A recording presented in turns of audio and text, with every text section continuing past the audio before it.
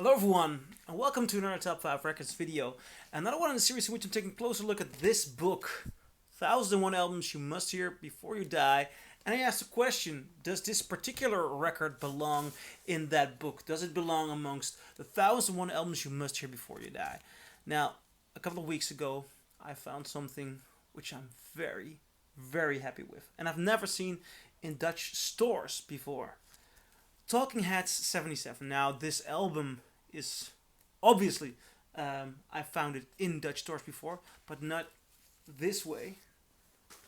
It's a first US pressing, and it still has part of the original seal on there. Actually, the seal in its entirety, but opened at the side. And the record is in incredible condition. On the yellow Sire label. Now I'm very happy to find this album because I already enjoyed it before I had this pressing. I had a Dutch pressing before. I traded it after hearing this one because the Dutch pressing was okay. It's very tough to find a good pressing of the Talking Heads. But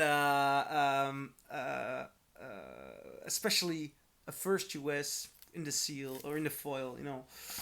It had, this is the inner sleeve. I just like to share this with you guys.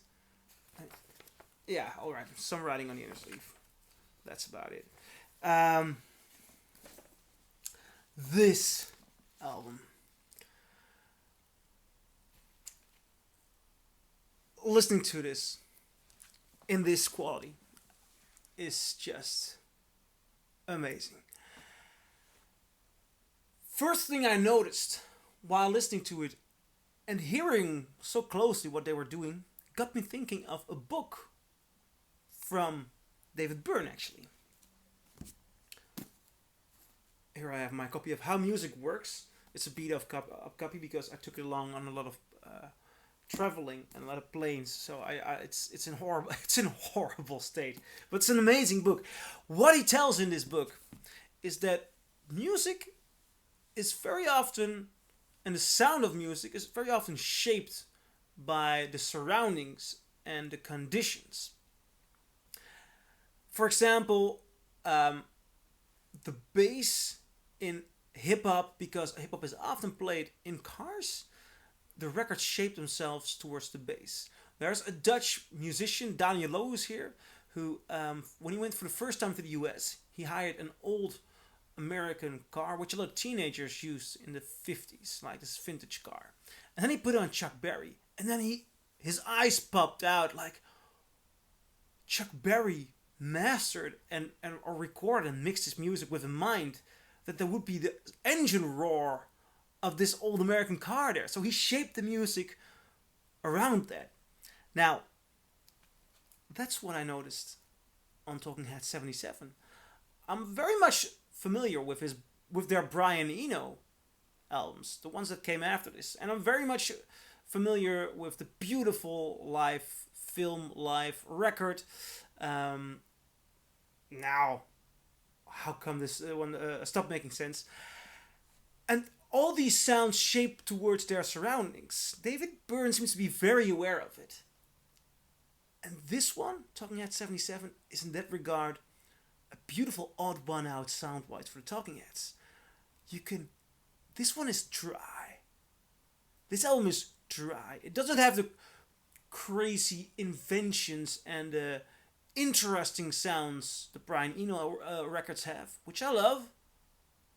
But this one is the Talking Heads dry, as if they are standing in a small room. A small room where you could also play. Actually, that's something he writes about in the book. These small venues where country would work. It's dry, like it works for a small amount of people, and the sound is somewhat shaped around dry studio sound. There's a feeling of this gorgeous, beautiful, new inventive band having a certain demo style, not in its roughness or unpolishedness, but in its pure dryness. You can have very professional, good sounding records which have this demo quality to it, but it sounds dry, and this sounds so lovely dry. listening to Psycho Killer on this pressing is just amazing. The entire record is good. All these songs are good. Oh, Love Comes to Town, great song. And already you can hear this is a very creative and inventive band, and there's something odd is going on there. They are fresh. They are new. They start a new revolution, like the new wave revolution. And then the moment Psycho Killer hits it, man, I'm off. I love that song, and I love the entirety of this album. It's I find the cover also intriguing and mesmerizing in a certain way.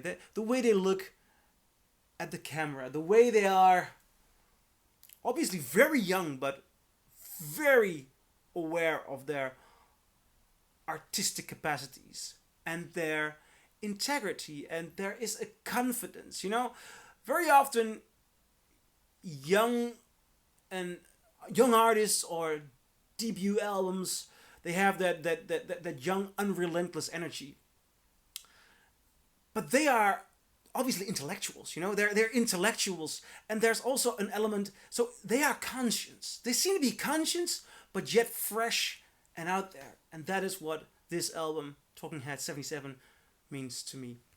I love it. Should it be in the book? Without a doubt. Masterpiece. So that's my opinion. What do you guys think? Do you agree? Do you disagree? Leave a comment below, and I'll see you in my next video. Bye.